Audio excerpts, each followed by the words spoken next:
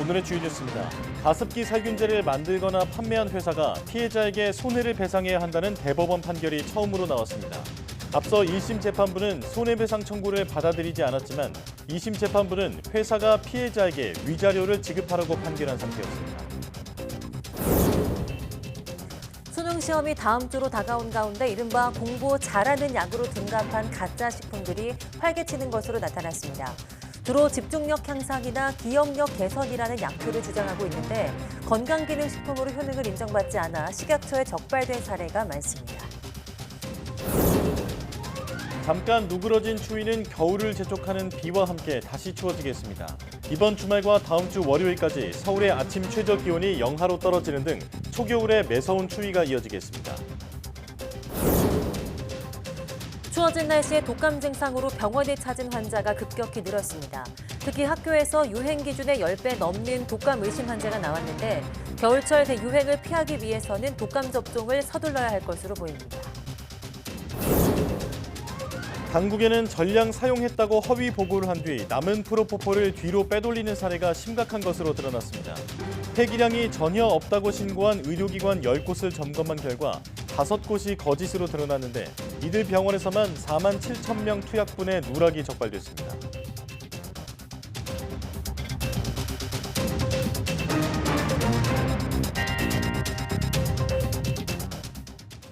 여러분 안녕하십니까? 사이언스 투데이 시작합니다. 가습기 살균제를 제조한 회사가 피해자에게 민사상 손해를 배상해야 한다는 대법원 판단이 처음으로 나왔습니다. 대법원은 9일 가습기 살균제 제조 판매사인 옥시 래킷 벤키저 등을 상대로 김모 씨가 낸 손해배상 청구 소송에서 원고 일부 승소로 판결한 원심을 확정했습니다. 재판부는 질병관리본부 조사가 김 씨의 말단 기관지 부위에 대한 폐질환 가능성을 판정한 것일 뿐이고 가습기 살균제에 따른 질병 발생과 악화 등 인과관계는 살균제 사용자의 구체적인 증명에 따라 달라질 수 있다고 판단했습니다. 김 씨는 지난 2007년 11월부터 2011년 4월까지 옥시의 가습기 살균제를 사용한 뒤 간질성 폐질환 등을 진단받았는데 질병관리본부는 가습기 살균제로 인한 질환 가능성이 낮다며 김 씨에게 3등급 판정을 내렸습니다.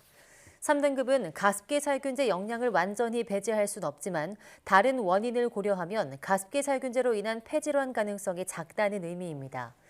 앞서 1심 재판부는 김 씨 청구를 받아들이지 않았지만 2심 재판부는 가습기 살균제에 결함이 존재해 김 씨가 신체에 손상을 입었다며 관련 회사가 위자료 500만 원을 지급하라고 판결했습니다. 집중력과 기억력을 높여준다. 수험생과 학부모에게 이보다 더 솔깃한 얘기가 있을까요? 공부 잘하는 약을 판다고 속인 온라인 불법 광고가 무더기로 적발됐습니다.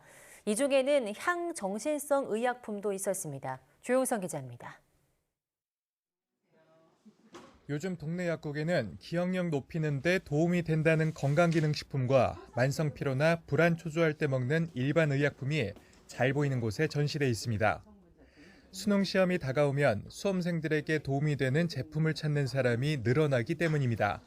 수능 때는 아무래도 긴장되니까 좀 불안이라든가 이런 거를 좀 완화시켜 줄 수 있는 약물을 물어보시는 분들도 계시고 수험생의 이제 건강과 피곤한 것을 완화시켜 주는 또 그런 의약품 관계. 그런데 더 좋은 성적을 올리고 싶은 수험생과 학부모 마음을 악용해 불법적인 광고를 하는 사례도 그만큼 늘고 있습니다. 집중력을 향상시킨다거나 기억력과 인지력을 개선해주는 뇌 영양제라고 소개하기도 하고 정신적, 육체적 운동 능력을 빠르게 만든다는 아리송한 문구로 눈길을 끌기도 합니다. 모두 건강기능식품으로 효능을 인정받지 않아 식품의약품안전처에 적발된 사례입니다. 건강기능식품인 것처럼 속이거나 기능을 인정받지 못한 내용으로 현혹하는 등 적발된 부당 광고는 182건에 이릅니다. 특히 일명 공부 잘하는 약으로 불리는 향정신성 의약품 메틸페니데이트를 온라인에서 판매하려는 광고는 200건이나 적발됐습니다. 메틸페니데이트는 잘못 먹을 경우 두통, 불안감을 비롯해 환각, 망상의 부작용까지 겪을 수 있습니다. 향정신성 의약품은 의사에게 처방받아 치료 목적으로 사용되는 전문 의약품입니다. 이를 판매, 광고하거나 의사의 처방 없이 구매하는 행위는 명백한 불법으로 처벌 대상이 될 수 있습니다. 수능 시험이 일주일도 남지 않은 시점에서 기대했던 효과보다는 자칫 부작용으로 낭패를 볼 수 있기 때문에 수험생들의 각별한 주의가 필요해 보입니다. YTN 조용성입니다. 소속 가수의 마약 수사를 무마한 혐의로 재판에 넘겨진 양현석 전 YG 엔터테인먼트 대표에게 2심 재판부가 징역형의 집행유예를 선고했습니다. 네, 앞서 1심 재판부는 피해자의 진술을 신뢰할 수 없다며 무죄를 선고했는데 검찰이 면담 강요 혐의까지 추가하면서 유죄가 인정됐습니다. 김다연 기자입니다. 양현석 전 YG 엔터테인먼트 대표가 항소심 선고 공판을 앞두고 검은 정장 차림으로 법원에 출석했습니다. 양 전 대표는 2016년 마약 혐의로 경찰에 체포된 한서희 씨가 그룹 아이콘 전 멤버 BI의 마약 혐의를 진술하자 수사를 무마하려 한 씨를 회유하고 협박한 혐의로 재판에 넘겨졌습니다. 실형 구형했는데 한 말씀만 부탁드립니다. 판결 이후에 지난해 1심 재판부는 피해자 한 씨의 진술을 믿기 어렵다며 양 전 대표에게 무죄를 선고했습니다. 그러나 검찰이 이에 불복해 항소하며 2심 판단을 받게 됐는데 재판부는 원심을 깨고 양 전 대표에게 징역 6개월에 집행유예 1년을 선고했습니다. 검찰이 무죄가 선고됐던 보복 협박 혐의와 함께 면담 강요 혐의까지 추가로 적용하면서 유죄가 인정됐습니다. 재판부는 양 전 대표가 연예계에 상당한 영향을 끼칠 수 있는 지위를 이용해 피해자에게 진술 번복을 요구했고 이로 인해 실제로 수사가 무마되면서 양 전 대표가 적잖은 이익을 취한 거로 보인다고 지적했습니다. 또 양 전 대표가 간이검사 결과 등에만 의존해 BI가 마약을 했을 리 없다고 단정하며 쓸데없는 이야기를 해 곤란하게 하느냐는 식으로 따졌고 한 씨가 압박감을 느꼈을 수 있다고 판단했습니다. 선고 직후 양 전 대표는 판결에 대한 입장을 묻는 취재진에게 아무런 대답을 하지 않고 법원을 떠났습니다. 면담 강요는 유죄로 나왔는데 이 부분에 대해서 한 말씀 입장 부탁드리겠습니다. 최근 배우 이선균 씨와 가수 권지용 씨가 마약 혐의로 수사받는 등 연예계 사건 사고가 잇따르는 가운데 1세대 K-팝 프로듀서로 이름을 날린 양 전 대표까지 처벌받을 처지가 되면서 파장이 이어질 전망입니다. YTN 김다현입니다.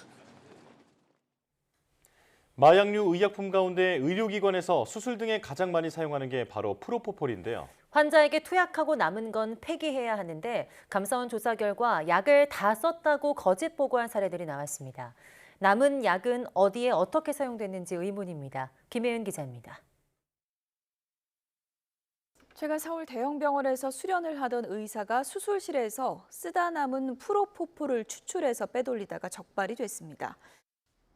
지난 3월 한 마취과 수련의가 쓰고 남은 프로포폴을 몰래 챙겨 논란이 됐습니다. 개인의 일탈인가 싶었지만 실제로 몇몇 의료기관에서 사용하고 남은 프로포폴을 빼돌린 정황이 감사원 조사 결과 드러났습니다.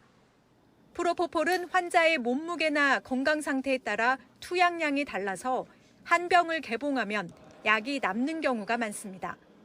변질 우려가 있어서 남은 약은 버리고 마약류 통합관리 시스템에 그 양을 입력하도록 법에 규정돼 있습니다.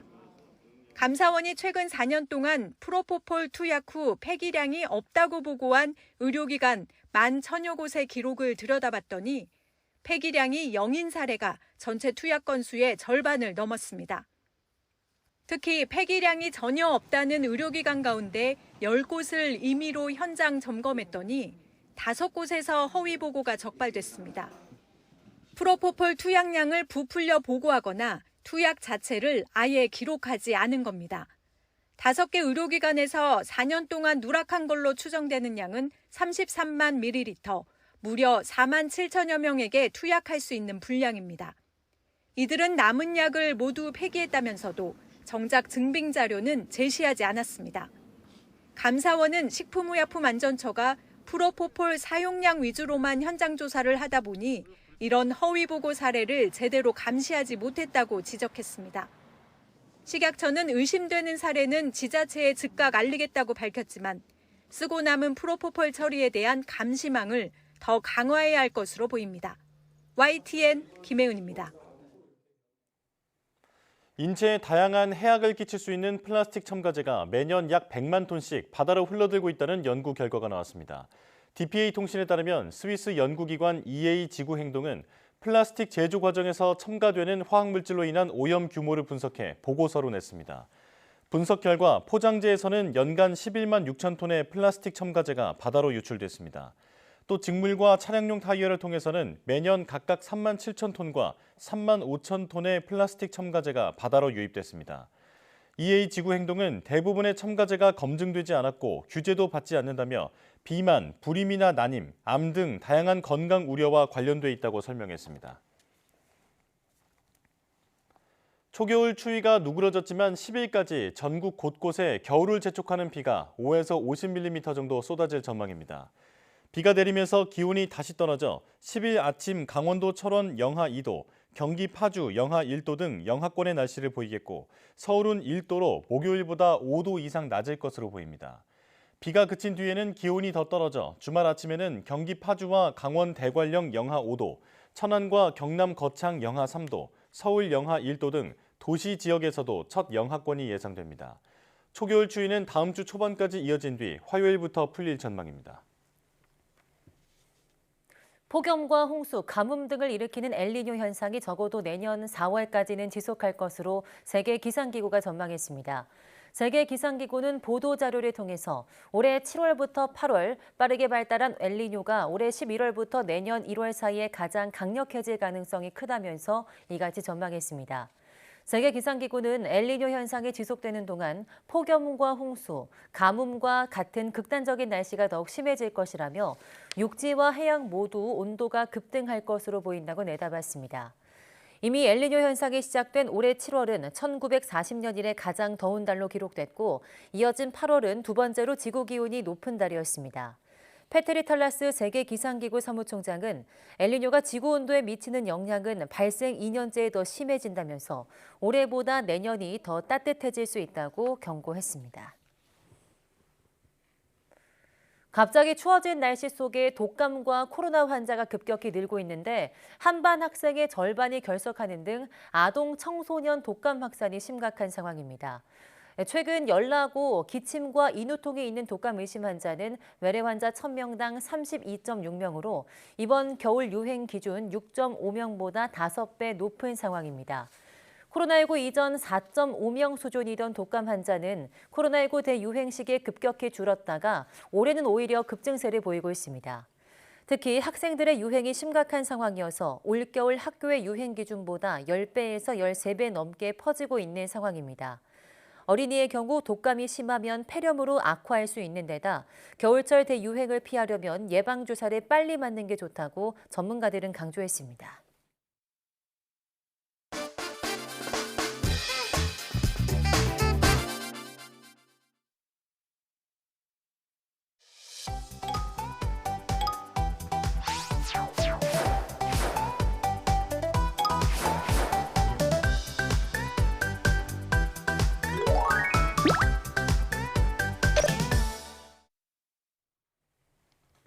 가끔 갑갑한 현실 세계가 아닌 내 손으로 자유롭게 구축하는 게임 속으로 떠나고 싶을 때가 있는데요. 네, 오늘 저기 잠깐만요에서는 그런 게임 속에 사는 분이죠. 게임 크리에이터 퀸톨TV의 퀸톨님과 함께합니다. 어서 오세요. 네, 나와주셔서 고맙습니다.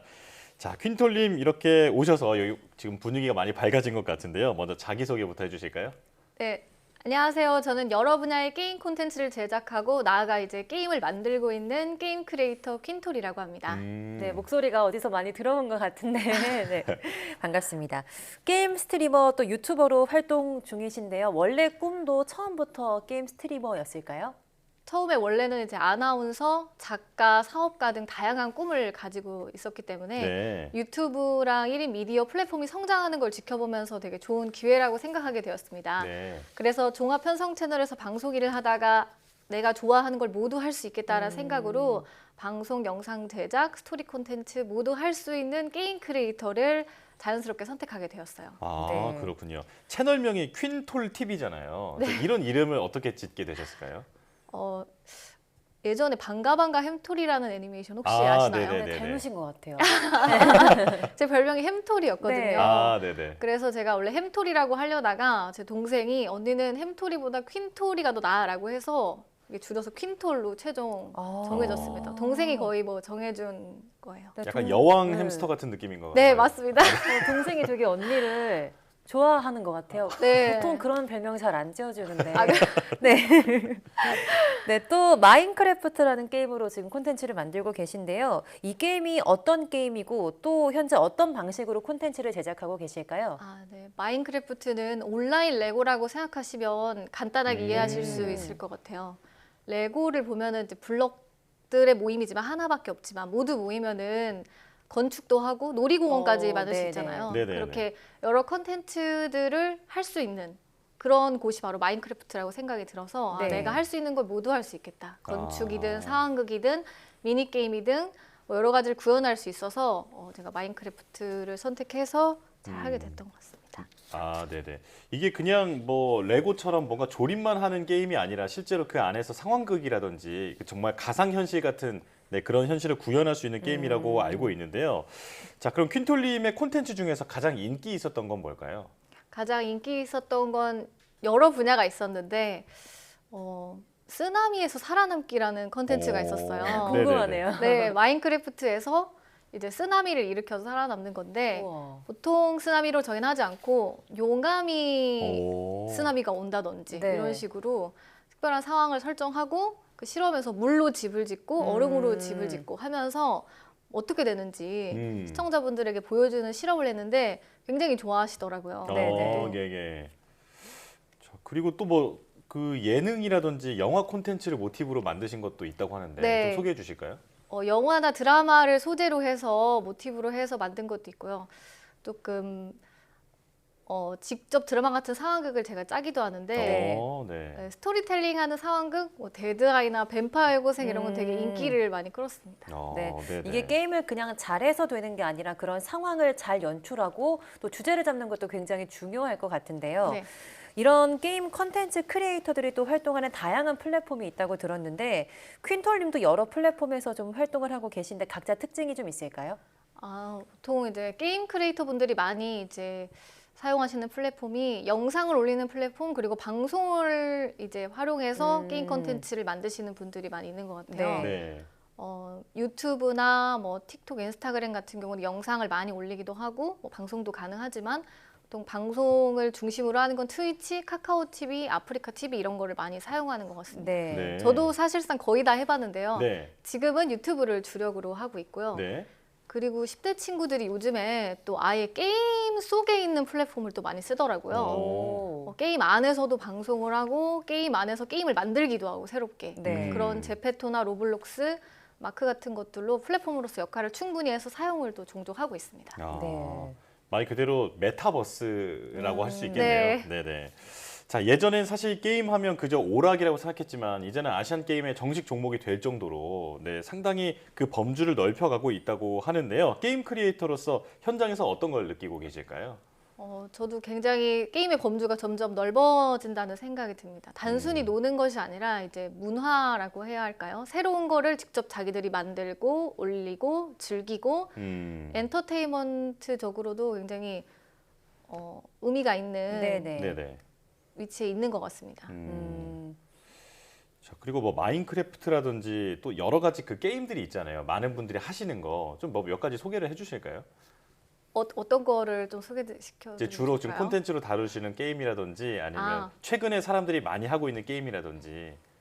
최근에 많이 하는 게임이면 최근 10대들이 제일 많이 좋아하는 거는 마인크래프트나 네. 로블록스, 제페토 이런 메타버스적인 부분들 많이 즐기는 것 같습니다. 네네. 네, 그리고 게임을 하는 것도 에너지가 많이 들어가지만 우리 퀸톨님께서는 게임도 이제 만드시고 계신데 이 명탐정 퀸톨 시리즈가 있거든요. 네네.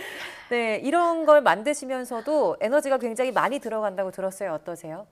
그렇죠. 이런 거를 이제 영화랑 드라마와 같은 거를 게임 속에 구현하는 거다 보니까 네. 수십 명이 수십 시간 들여서 사실 맵을 만들고 상황을 연출하고 그 과정을 만들어 갑니다. 저도 이제 마치 이걸 드라마 촬영한다, 영화 네. 촬영한다는 생각으로 사건 현장을 직접 조사하고 추리를 진행하고 이런 식으로 콘텐츠를 기획을 해서 많은 분들이 재밌게 보시는 것 같아요. 아, 네. 네. 저희가 그동안 메타버스 뭐 이런 거 보도는 많이 했었는데 지금 퀸톨링과 대화를 나눠보니까 정말로 메타버스라는 세상이 펼쳐져 있구나라는 걸 좀 실감하고 있습니다. 네. 자, 그리고 또 게임을 만든다고 하셨는데 그 유튜브 크리에이터의 일로서 이 게임을 만드는 것이 좀 연장된 일이라고 보면 될까요? 네네. 저뿐이 아니라 게임 크리에이터 분들 중에 만드시는 분들이 종종 있어요. 저도 현재 뜻이 맞는 개발자 분들과 함께 유튜브에서 시청자분들이 많이 좋아하셨던 콘텐츠들을 게임화하는 작업을 지금 하고 있습니다. 아마 내년에 출시가 될 것 같고요. 네네. 제가 진행하는 콘텐츠 중에 명탐정 퀸톨 외에도 데드아이도 조회수가 이제 1,700만이고 전체 조회수가 뱀파이어 고세도 2,700만 정도 조회수라서 많은 분들이 이미 좋아하셨다는 게 좀 테스트가 됐고 이거를 직접 즐길 수 있게 보기만 하는 게 아니라 직접 즐길 수 있게 하면 너무 좋겠다라는 좀 생각이 들어서 열심히 만들어 보고 있습니다. 네. 그렇다면 이제 퀸톨님의 최종 목표도 들어봐야겠죠. 네. 최종적으로 지금 유튜브를 통해서 이제 여러 가지를 실험해보고 즐기고 있는데요. 시청자분들에게 유익하고 즐거운 영상을 만들고 나아가서 확장된 게임 콘텐츠들을 실제로 플레이할 수 있는 게임도 만들고 사실 애니메이션도 나중에 하고 싶어 하는데 우량한 콘텐츠 기업으로서 잘 자리매김하고 싶습니다. 네네. 저 오늘 말씀을 나눠보니까 그런 목표들을 충분히 이루실 수 있는 분이다라는 생각이 듭니다. 자, 앞으로도 좋은 콘텐츠 기대하겠습니다. 게임 크리에이터 퀸톨 한다희 씨와 함께했습니다. 고맙습니다. 감사합니다.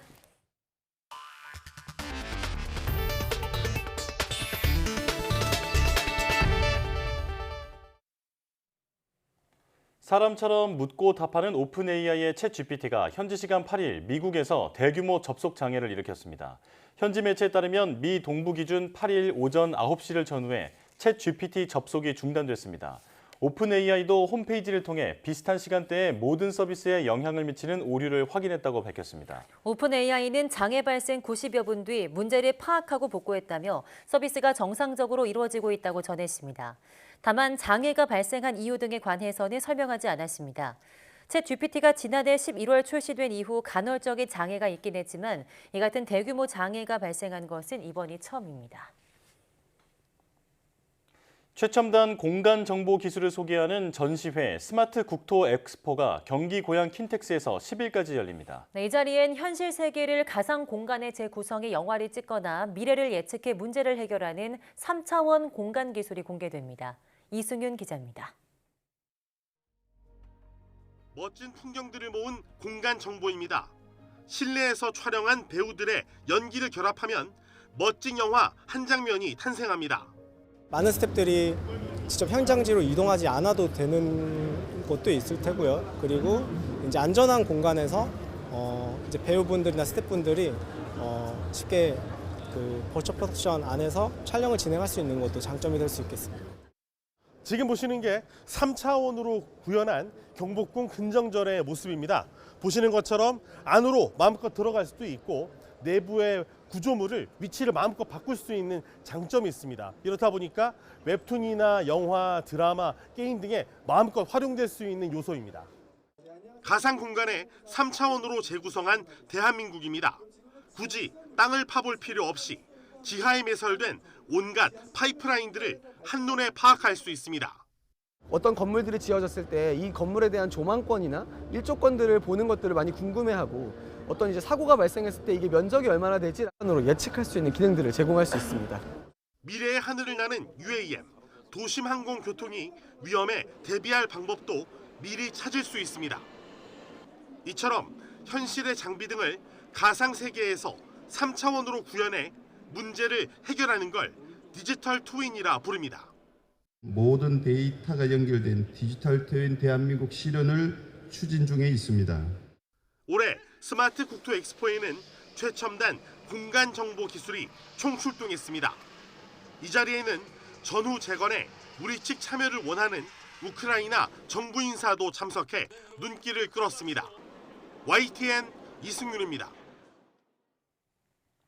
국제유가가 미국 휘발유 소비 감소 전망에 더해 수요 둔화를 시사하는 각종 지표가 나오면서 3개월 만에 최저 수준으로 하락했습니다.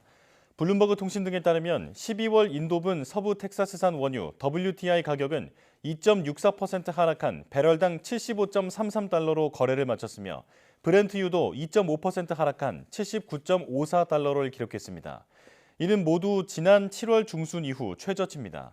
이런 가운데 미국 정부는 한 보고서에서 높은 휘발유 가격과 인플레이션으로 인해 시민들이 차량 운행을 자제하면서 미국의 내년 1인당 휘발유 수요가 20년 만에 최저치로 떨어질 것으로 전망했습니다. 보험업계가 상생금융 차원에서 의무보험인 자동차 보험료를 내년에 추가로 인하하기로 하고 1.5에서 2% 내외에서 인하폭을 검토하고 있습니다. 금융감독원과 삼성화재, 현대해상, DB손해보험, KB손해보험 등 대형 손해보험사들은 자동차 보험료의 인하 논의를 진행하면서 이번 달 안에 구체적인 인하폭과 시기를 결정할 계획입니다. 이는 예년 자동차 보험료 조정 시기보다 1, 2개월가량 당겨진 일정으로 최근 상생금융 확대 기조에 따라 조정 시기가 일러진 것으로 보입니다.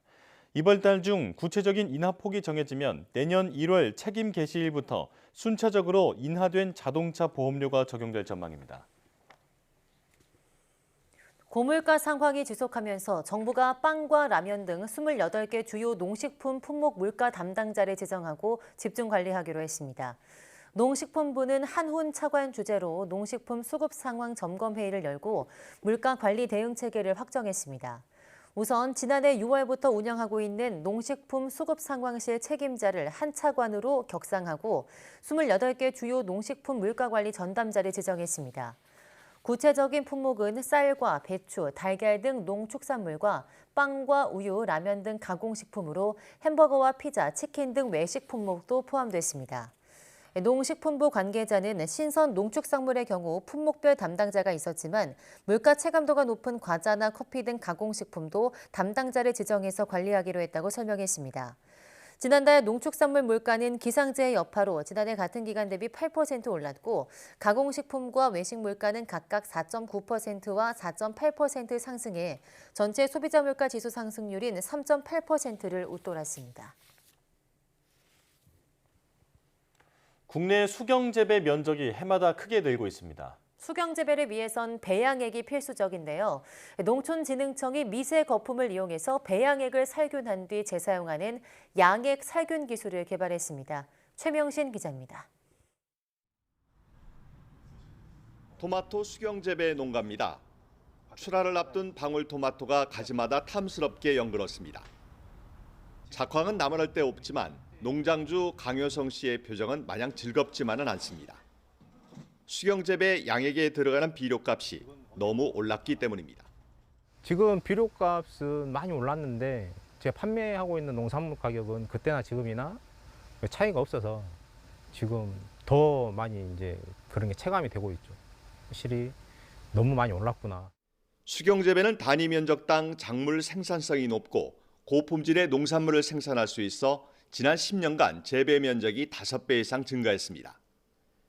하지만 수경재배의 95%가 양액의 20-30%를 버리는 비순환식으로 운영되다 보니 연간 1헥타르당 질소 10톤, 인 1톤, 물 6,000톤이 버려지고 있습니다. 순환식 수경재배의 경우엔 살균 시스템에 필요한 자외선 램프와 막여가 장치 대부분을 네덜란드나 이스라엘에서 수입하고 있어 설치 비용이 만만치 않습니다. 이에 농진청이 미세 거품을 이용해 양액을 살균한 뒤 재사용하는 기술을 개발했습니다. 미세 버블은 50마이크로 이하의 매우 작은 입자가 생성, 수축, 파열되는 과정에서 라디칼이 생성이 됩니다. 그래서 그 라디칼에 의해서 미생물이 살균되는 그런 기작을 이용한 것입니다. 살균 성능을 확인한 결과 토마토 시드 병균은 4시간, 딸기 역병균은 3시간 만에 완전히 제거되는 것으로 나타났습니다. 수경재배 농가를 대상으로 한 시연회에선 신기술에 대한 관심이 집중됐습니다. 농가분들은 많은 관심을 보이셨고요.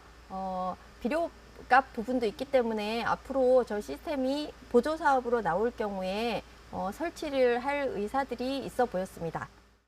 양액 살균 국산화 기술이 농가의 경영비 부담을 덜고 버려지는 비료의 양을 최소화해 환경 보호에도 도움이 되는 역할을 할 것으로 기대됩니다. YTN 최명신입니다. 창사 이후 최대 위기에 처한 카카오 홍은택 대표가 주주들에게 사과하고 조직 재정비를 약속했습니다. 홍 대표는 카카오 3분기 실적 발표 컨퍼런스 콜에서 SM엔터테인먼트 경영권을 인수하는 과정에서 카카오 주주분들께 심려를 끼쳐 죄송하다며 회사 경영의 틀을 다시 고민해 조직 재정비를 진행하겠다고 말했습니다. 또 현재 추진 중인 사업을 차질 없이 진행하겠다고 강조하면서 이른 시일 내 카카오톡 오픈 채팅에 결합한 AI 콘텐츠 봇을 출시할 예정이라고 밝혔습니다. 이와 함께 카카오 엔터프라이즈가 AI 클라우드 시장에서 인지도를 빠르게 쌓아가고 있다며 클라우드 중심의 사업 구조로 재편하는 작업을 늦어도 내년 1분기까지 마무리하겠다고 말했습니다. 카카오는 연결 기준 3분기 영업이익이 1,403억 원으로 지난해 3분기보다 6.7% 감소한 것으로 잠정 집계됐지만 매출은 2조 1,609억 원으로 분기 기준 역대 최대치를 기록했다고 밝혔습니다. 1946년에 만들어진 서울경찰기마대가 70여 년의 역사를 뒤로하고 해체가 결정됐습니다. 경찰은 기마대가 시대적 소명을 다했다며 인력 부족 등을 고려해 소속 경찰관들을 현장으로 보내겠다고 밝혔습니다. 유서연 기자입니다. 말을 타고 빠르게 달리는 경찰관. 말이 있는 마방 청소도 하고 말 관리도 직접 합니다. 말을 타는 국가경찰, 서울경찰기마대입니다. 시작은 지난 1946년 국내 최초로 설립된 경찰부 공안과 기마경찰대로 거슬러 올라갑니다. 이후 서울경찰기마대로 이름을 바꾼 뒤 70년 넘게 역사가 이어지고 있습니다. 6.25 당시에는 실제 전투에 나서기도 했을 뿐만 아니라 G20 정상회의나 평창올림픽과 같은 각종 국가 행사에서 의전을 맡아 눈길을 끌었습니다. 서울시로부터 문화적인 가치를 공식적으로 인정받기도 했습니다. 서울경찰기마대는 지난 2017년 후대를 위해 보존할 가치가 있다며 서울 미래유산으로 선정됐습니다. 그런데 현재 경찰관 7명으로 구성된 경찰기마대가 조만간 없어질 위기에 놓였습니다. 현장 치안 역량을 강화하겠다며 기마대를 해체하고 말을 타던 소속 경찰관들을 전부 다른 부서로 보내기로 한 겁니다.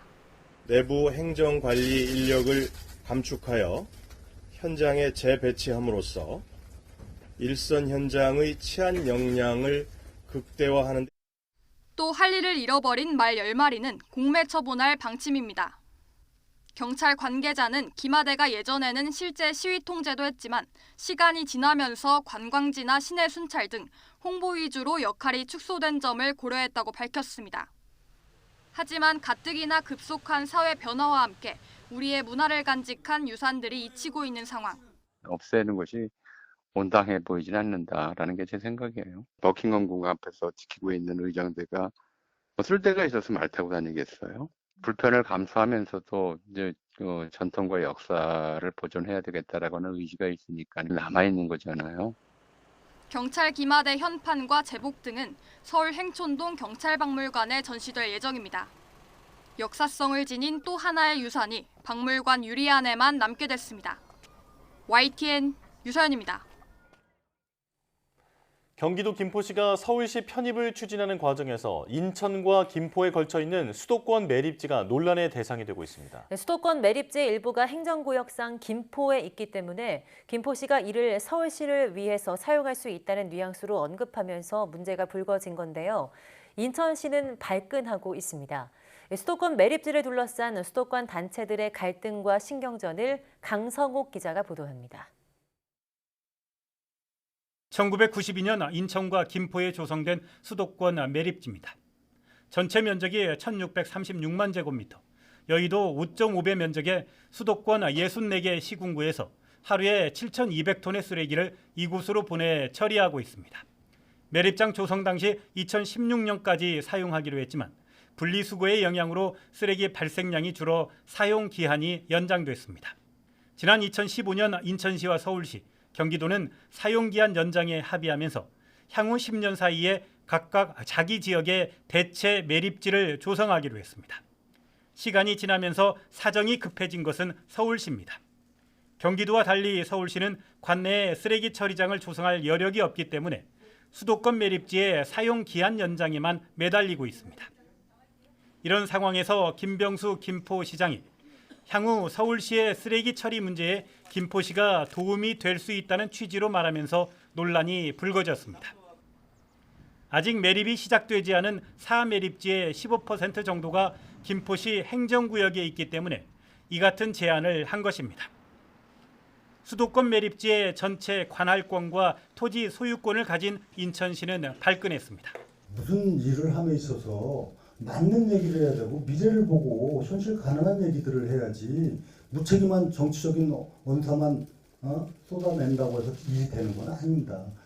논란이 커지자 김포시는 쓰레기 매립지 문제는 서울시 편입 문제와 아무런 관련이 없는 일이라며 진화에 나섰습니다. 매립지와 이번 김포 서울 통합권은 전혀 무관한 사안이에요. 또 오세훈 시장도 직접 말을 했어요. 피시설을 통합이 거론되는 도시에 들이지 않겠다고. 거의 이제 매립지는 그냥 지우셔도 돼요. 30년 넘도록 쓰레기 매립장 때문에 고통을 받고 있는 인천 시민들. 대체 매립장은 조성할 여력이 없는 서울시. 경기 북도보다는 차라리 서울 편입이 좋다는 김포 시민들. 편입을 둘러싼 복잡한 셈법이 작동하고 있습니다. YTN 강성욱입니다.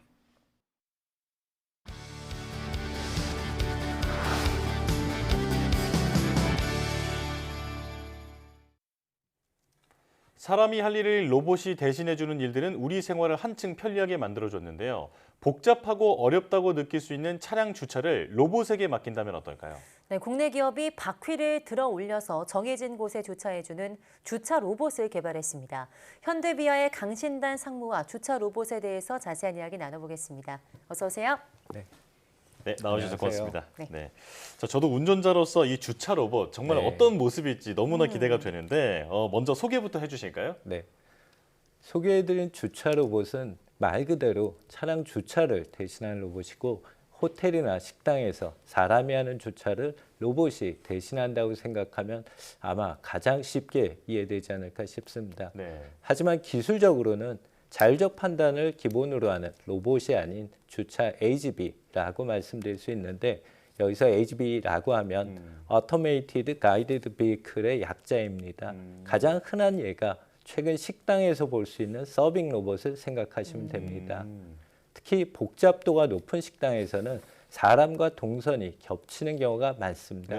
따라서 자율적 판단에 따라 경로를 생성하는 주행 방식보다는 경로를 미리 정해두고 이동하는 방식이 안전이나 혼잡도 측면에서 유리하기 때문에 일반적으로 자율주행 방식의 로봇보다는 QR코드 또는 마그네틱 테이프로 정해진 경로를 따라가는 AGV를 적용하고 있습니다. 주차 로봇 또한 주차장이라는 제한된 공간 안에서 여러 대의 로봇이 운영되기 때문에 그때그때 상황에 따라 경로를 생성하는 자율주행 방식보다는 고정 경로를 따라가는 경로주행 방식의 AGV로 개발하게 되었습니다. 정리해서 말씀드리면 경로를 스스로 생성하고 주행하는가 아니면 정해진 경로를 따라가는가에 따라 로봇과 AGV로 구분된다 말씀드릴 수 있고 주차장 같은 경우 안전이나 복잡도를 감안했을 때 AGV가 주차 로봇에 보다 적합한 기술이라 판단했습니다. 네. 그렇다면 이제 이번에 개발하신 주차 로봇의 특징은 뭘까요? 네, 가장 큰 특징은 외형적으로 두 가지가 있습니다. 첫 번째는 110mm 두께의 초박형이라는 것, 두 번째는 두 개의 모듈이 하나로 구성되어 운영된다는 겁니다. 여기서 초박형의 장점은 차량 하부로 주차 로봇이 진입할 때 지상고가 낮은 차량 또는 차량 하부에 있을 수 있는 돌출물과의 충돌을 피할 수 있다라는 것이고 분리형 모듈 같은 경우 차량 길이에 관계없이 차량 리프팅이 가능하다는 것 그리고 차량 하부 진입 시 전후방뿐 아니라 측면 진입도 가능해서 주차 로봇의 운영 공간을 최소화할 수 있는 장점이 있습니다.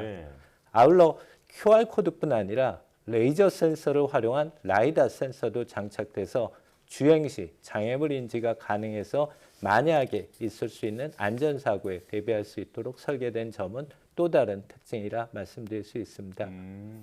그리고 또한 두 개의 모듈이 하나로 구성돼서 운영된다라고 했는데 두 개의 분리된 로봇은 본체와 보조 그런 개념이 아니고요. 동일한 모듈 2개이고 차량의 앞바퀴와 뒷바퀴를 지지하고 견인하는 역할을 하고 있습니다. 여기서 2개 모듈은 동시에 동일한 작업을 하는, 즉 동기화라고 하는데요. 이를 위해서 직접 통신하는 방식인 최신 P2P 통신 기술을 적용하고 있습니다. 그렇군요. 설명을 들으니까 어떤 형태인지 이해가 되는데 저는 사실 그 훨씬 더 거대한 로봇이 이렇게 뭐 차량을 들어 옮긴다든지 이런 걸 상상했었는데 말씀해 주신 대로 납작한 모양의 로봇 2대가 이제 차를 옮기는 거잖아요. 자, 어떻게 무거운 자동차 바퀴를 들어서 옮길 수 있는 건지 그 원리를 설명해 주실까요? 네. 원리는 아주 간단한데요. 가령 우리가 삽으로 땅을 판다고 생각하면 0도 수직 방향으로 삽을 넣게 되면 땅에 잘 들어가지 않습니다. 하지만 45도 사선 방향으로 삽입하면 보다 쉽게 들어가서 수월한 작업이 가능해지는데요. 같은 원리를 생각하시면 이해가 빠를 것 같습니다. 화면에서 보시는 것처럼 차량 전후방 4바퀴에 접하는 리프팅 아미 총 8개가 있고 이 리프팅 아미 타이어를 앞뒤로 밀어 올려 차량을 들어 올리고 있습니다. 리프팅 아미에는 개당 총 6개의 롤러가 장착돼서 사선으로 삽을 삽입하는 것과 유사한 효과를 내게 됩니다. 결과적으로는 타이어 하부 진입을 용이하게 하고 타이어 손상을 방지하는 효과를 얻고 있습니다. 특히 차량을 들어올린 자체도 중요하지만 차량 무게로 인한 주행 중 휘청거림 또는 장기 사용으로 인한 휘어짐 등을 고려한 설계 그리고 재료의 선정이 보다 중요하다. 그렇게 말씀드릴 수 있습니다. 예. 또 궁금한 게 이 주차 로봇이 주차 필요성과 또 주차 위치를 알아서 정하는 건지 아니면 사람이 원격 조정으로 주차 위치를 정하는 건지 그 부분도 궁금하거든요. 네. 주차 필요성과 위치는 로봇이 자체적으로 판단하지는 않습니다. 그렇다고 사람이 그때그때 원격으로 조정하는 것도 아니고요. 대략 그 중간 지점 정도 아닐까 싶습니다. 이를 위해서 주차 관제라는 별도의 시스템을 구성하는데 주차의 필요성과 위치는 주차 관제 시스템을 통해 사람이 주차 로봇에 동작을 지시 내리고 그 지시에 따라 로봇은 로봇에 장착된 카메라 그리고 주차장 바닥에 붙여진 QR코드를 활용해서 주차 대상 차량으로 이동, 차량의 리프팅, 다시 목표한 주차 위치로 이동까지 일련의 과정을 진행하게 됩니다. 향후에는 주차 예상 시간까지 감안한 주차 위치의 배정 또는 주차 이동에 필요한 최적 경로 생성 같은 기능을 주차 관제 시스템에 추가할 예정이고요. 이를 위해 AI나 빅데이터 같은 IT 기술을 적용한 주차 관제 시스템 로직 개발을 현재 계획하고 있습니다. 네. 자, 주차 관제 시스템이 이 전체 시스템에서 아주 핵심적인 역할을 하는 것 같은데 이 그 소프트웨어에 대해서도 조금 더 설명을 해 주실까요? 네. 앞서 말씀드린 것처럼 주차 관제라는 별도의 시스템, 즉 소프트웨어 애플리케이션이 필요한데요. 주차 관제 시스템은 주차장의 면적, 위치 정보와 더불어 로봇의 위치와 이동을 지시하고 통제하는 시스템을 의미합니다. 안전상의 이유로 사람이 주차하는 공간과 로봇이 주차하는 공간의 분리가 필요하고 그런 경우 주차 로봇을 통제하기 위한 주차 관제 시스템이 필수적입니다. 주차 관제 시스템에서는 복수의 주차 로봇이 동시 작업을 할 수 있도록 작업과 그 순서를 지시하고 아울러 이동 경로를 지정해서 로봇 간의 충돌 또는 혼잡을 피할 수 있도록 하고 있습니다. 물론 주차장이 아주 방대하고 로봇 수백 대가 동시에 운영된다면 그 복잡도는 훨씬 높아지기 때문에 앞서 말씀드린 AI나 빅데이터 같은 최적화 기술을 통해서 작업 지시와 경로의 최적화가 필요하고요. 저희 주차 로봇에서 또한 차기 개발 계획의 하나로 검토되고 있습니다. 향후에 이 주차 관제 시스템은 건물 또는 아파트 관리 시스템과 연계 활용될 경우 업무 또는 주거 공간에서 필요로 하는 시간에 로봇을 호출해서 차량을 대기시키는 그런 서비스도 멀지 않은 시일 내에 구현 가능할 것으로 기대하고 있습니다. 네, 저희가 앞서서 그 로봇이 자동차 바퀴를 굉장히 스무스하게 들어 올리는 모습을 봤는데요. 이렇게 그 로봇이 모든 차종을 들어 올릴 수 있는지 무게 제한은 없는지도 궁금하거든요. 네. 국내뿐 아니라 해외 승용차 대부분을 수용할 수 있도록 개발했습니다. 보통 차량 축간 거리를 휠베이스라고 하는데 네. 앞바퀴 중앙에서 뒷바퀴 중앙까지의 거리를 의미하는 것으로 소개드린 것처럼 전후방 2개의 모듈로 구성돼서 한 개의 모듈은 앞바퀴를 다른 한 개의 모듈은 뒷바퀴를 지지합니다.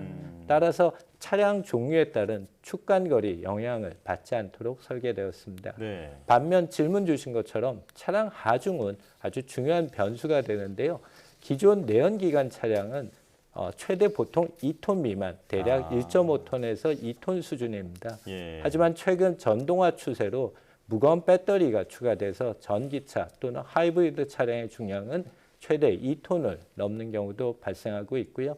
따라서 저희도 개발 초기에는 2.2톤 제품 한 종만을 준비했습니다만 현재는 3톤까지 수용하는 제품을 추가로 개발 중에 있습니다. 예. 자, 너무 흥미진진한 얘기라서 좀 더 듣고 싶지만 시간이 이제 지나가서요. 마무리해야 될 것 같은데요. 자, 우리나라 자동차 등록 대수가 2,500만 대가 넘더라고요. 네, 그만큼 주차난도 심각해지고 있는데 오늘 설명해 주신 기술이 그 해결책이 될 것으로 기대가 됩니다. 자, 현대위아 모빌리티 솔루션 기획실 강신단 상무와 함께했습니다. 고맙습니다. 감사합니다.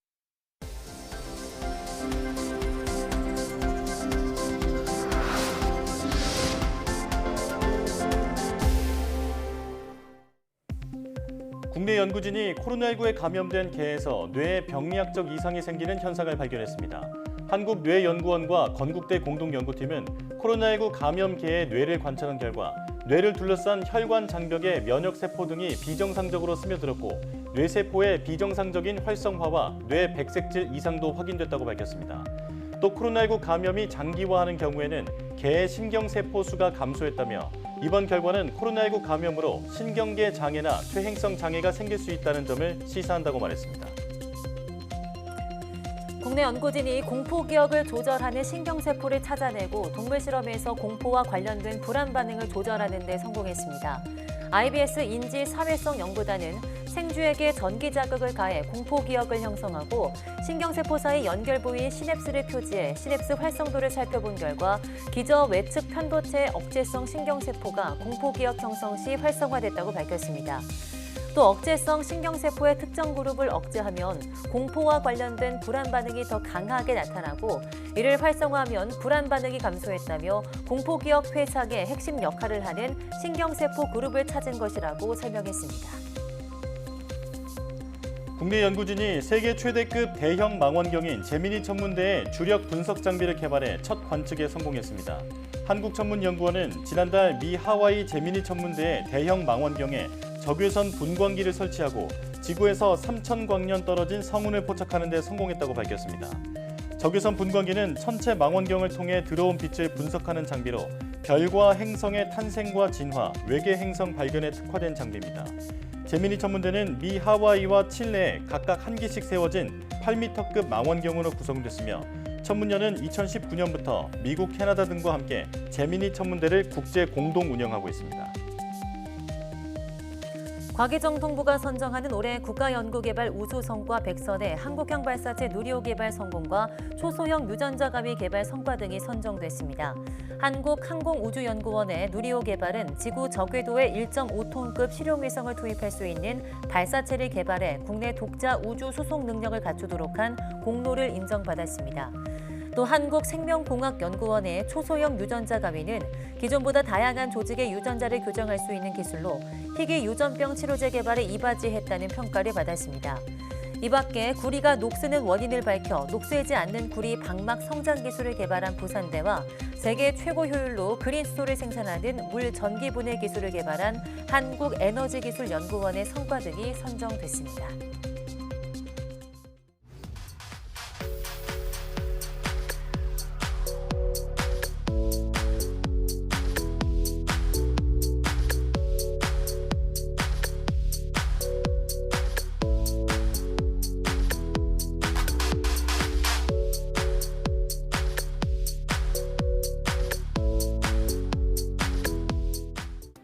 수능이 다음 주로 다가온 가운데 이른바 공부 잘하는 약이라며 판매되는 약물을 주의해야 한다고 앞서 전해드렸는데요. 수능 당일 컨디션을 위해서는 이러한 보조제 약물에 의존하기보다 수능 일과에 맞춰 미리 규칙적인 생활을 이어가는 것이 좋습니다. 또 갑자기 아파서 낭패를 보면 안 되겠죠. 탈이 나지 않도록 소화기관에 부담을 주는 음식은 피하고 독감 등 질환에 걸리지 않도록 마스크 착용과 손 씻기 등 개인 위생에 신경 쓰시는 게 좋겠습니다. 네, 뉴스 마칩니다. 시청해주신 여러분 고맙습니다.